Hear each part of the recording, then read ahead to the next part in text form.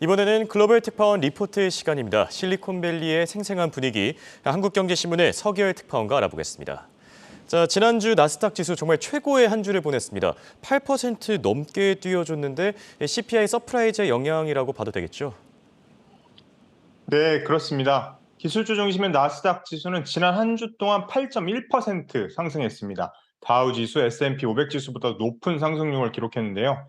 지난주 나온 10월 소비자 물가지수 CPI 발표 이후 물가 정점론이 확산한 영향입니다. 10월 CPI는 지난해 같은 기간 대비 7.7% 오르며 예상치 7.9%를 밑돌았습니다.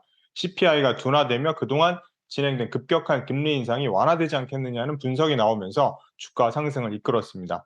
발표 이후 나스닥 지수는 하루에만 7.35% 오르며 2020년 3월 이후 최대 상승폭을 기록했습니다. 긴축 완화 기대감이 커지면서 그동안 주가가 급락했던 빅테크와 반도체 기업들의 주가가 큰 폭으로 상승했습니다. 시가총액 1위 애플은 지난 한 주간 8.2% 올랐으며 구글의 모회사 알파벳은 11.4%, 아마존은 10.8%, 넷플릭스는 11.25%, 마이크로소프트는 11.6% 상승했습니다. 그동안 큰 폭으로 하락했던 메타 플랫폼은 24.5%의 주간 상승률을 기록했습니다. 미국 반도체 기업들도 시장 평균을 뛰어넘는 수익률을 기록했습니다. 필라델피아 반도체 지수는 한 주 동안 15% 가까이 급등했습니다. 엔비디아는 15.3%, AMD 16.4%, 마이크론 11.3% 오르는 등 두 자릿수 상승률을 기록했고요. 반도체 지수 상승세를 이끌었습니다. 인텔도 7.9% 올랐습니다. 팀 코트니 엑센셜 웰스 수석 투자 전략가는 투자자들이 금리 인상 종료가 가까워졌다는데 베팅하고 있다. 이에 따라서 금리에 민감한 주식들이 급등했다며 이 상승의 이유를 설명했습니다. 자, 말씀해주신 대로 CPI가 발표된 이후에 이 랠리 기대감이 확산되고 있는데 일각에서는 아니다, 테크 붐이 종료돼야 된다. 레리 서머스 같은 교수는 이런 의견을 내기도 했었죠. 자, 월가에서 평가가 엇갈리고 있습니다. 지금 현지 반응은 어떻습니까?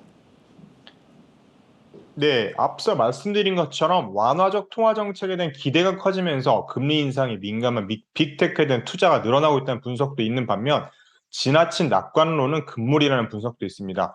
테크 기업의 상승세는 이제 끝났다라는 분석의 주인공은 미국 재무장관을 지냈던 레리 서머스 하버드대 교수입니다. 최근 마켓 인사이더스와 인터뷰에서 테크 붐이 공식적으로 종료됐다며 투자자들에게 눈높이를 조정하라고 조언했습니다. 서머스 전 장관은 아마존과 마이크로소프트 같은 빅테크 기업들이 큰 성공을 거두고 코로나19로 줌이나 펠로톤 등이 주목받으면서 그동안 테크 분야가 과도하게 주목받았다고 설명을 했습니다.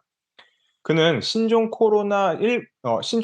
코로나19 규제가 완화됐고 급격한 인플레이션을 잡기 위해서 미국 중앙은행이 기준금리를 4% 가까이 인상했다며 테크 기업의 향후 주가 전망이 어둡다라고 말했습니다.